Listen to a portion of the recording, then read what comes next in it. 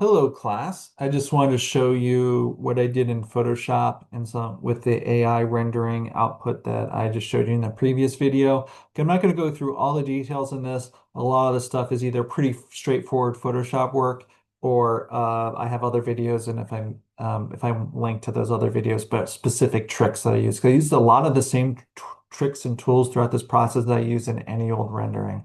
And because what I really found was AI didn't save time. It extended maybe what I could do on a bigger building. Um, but I had to use the same old process that I did beforehand to really tell the story in the rendering the way that I wanted to. So you can see, I talked about in the last video how I made several outputs from AI. You can sort of see them over here in the layers. This is some of them. This is not all of them. I'm going to take this Photoshop file and probably make it into two pieces because A, there's a lot there. And again, in my inexperience of using AI, probably would have done something slightly differently. And I'll talk about that when I get to it.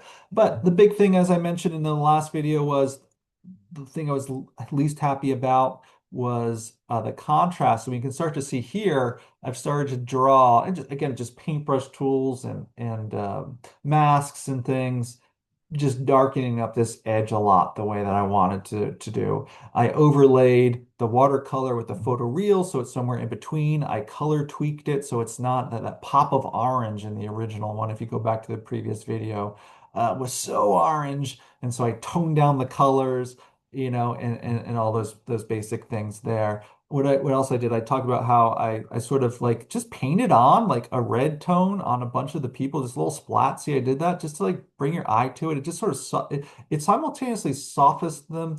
It's this really interesting contrast between uh like pure silhouette people and too realistic people. Also just sort of brings your eye where people want to look. People always want to look at people. In this case, it's sort of that's the color that I made that umbrella that I showed in the model. So it starts bringing everything together, energy and real understanding. We can see this is an odd thing here. You can't quite tell. Is this a double twin chair of which two people are sitting on, or is it two chairs behind each other? Let me change my cursor here. Like it's like one chair down here, but it's two chairs up here with two people, but one leg. Yeah, if I didn't point that out, you probably wouldn't notice it because I think it's close enough to looking like two chairs next to each other. Those are just some oddball things with um, the AI. But again, just getting through the layers, I'm just going to pan through. Again, I'm not going to go layer by layer. They're just thoughtful decisions. See, here's the one with just the lines and the ink that I talked about before. A lot of times I'll just recopy a layer just to tweak with colors, like brightness, contrast, things like that. So you can see that's what I'm doing. Sometimes I'll use the adjustment tools here live. I'm still old school. I like to sometimes just get them set. In the end. Some other things I did in here, I really punched up the white of the lights. So these were just drawn. I just use my marquee circle tool. I made a layer. I drew a tool like that and filled it white. Just that's it to really pop that bit of color. So I wanted to see that seeing come through. The same thing. I basically had to draw these with just little ovals as well. Just pop them on their own layer. So really just basic Photoshop stuff.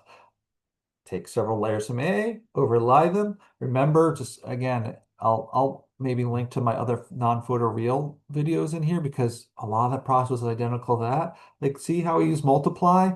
If I just went to, well, we're not going to see it because these other layers on top, but multiply takes white area, turns them invisible, and black area and doesn't. So that added the lines on there, right? So very basic Photoshop stuff.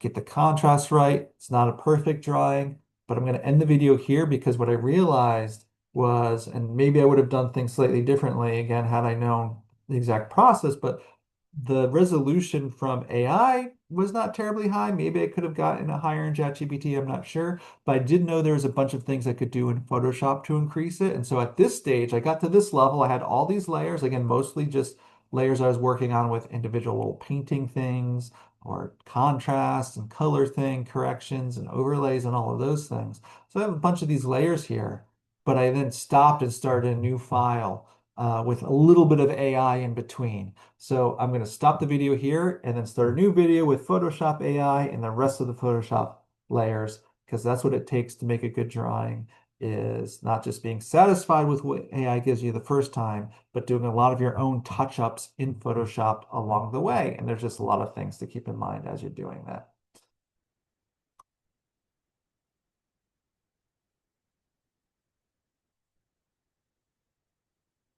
Come on.